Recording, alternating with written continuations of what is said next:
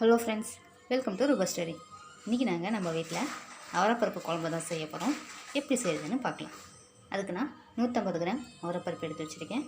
அதை நல்லா கழுவிட்டு வேக வைக்கிறதுக்காக கொஞ்சமாக தண்ணியும் 2 டேபிள் ஸ்பூன் ஆயிலும் சேர்த்திருக்கேன். இப்போது நாங்கள் 1/4 டேபிள் ஸ்பூன் மஞ்சள் சேர்த்திக்கலாம்.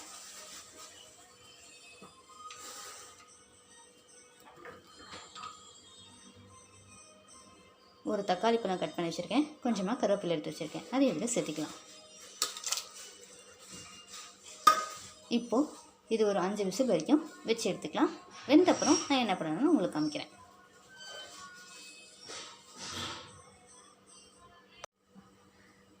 ஃப்ரெண்ட்ஸ், அவரைப்பருப்பு நல்லா வெந்துருச்சு.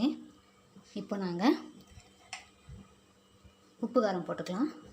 1/2 டேபிள் ஸ்பூன் மிளகாய்த்தூள் எடுத்து வச்சுருக்கேன். அதை இதில் சேர்த்திக்கலாம்.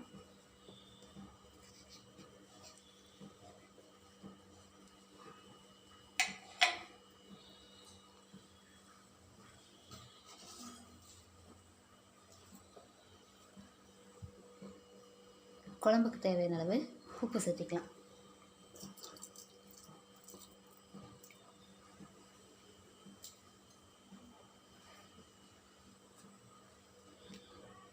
நாலு கத்திரிக்காய் நீட்டமாக கட் பண்ணி வச்சுருக்கேன். இந்த கத்திரிக்காவை நாங்கள் இதில் சேர்த்திக்கலாம்.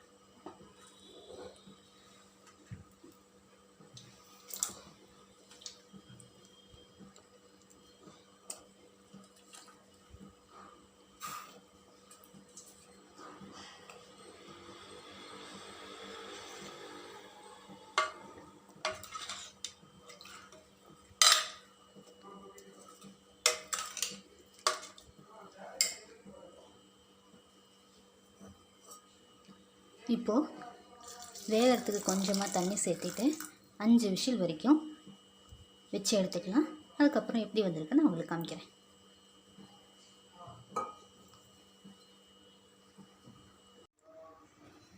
ஃப்ரெண்ட்ஸ், குழம்பு சூப்பராக ரெடி ஆகிடுச்சு.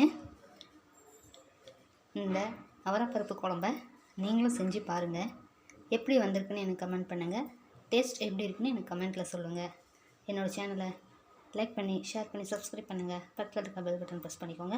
அப்போ தான் நான் போடுற வீடியோஸ் எல்லாம் உங்களுக்கு உடனே நோட்டிஃபிகேஷனாக வரும். தேங்க்யூ.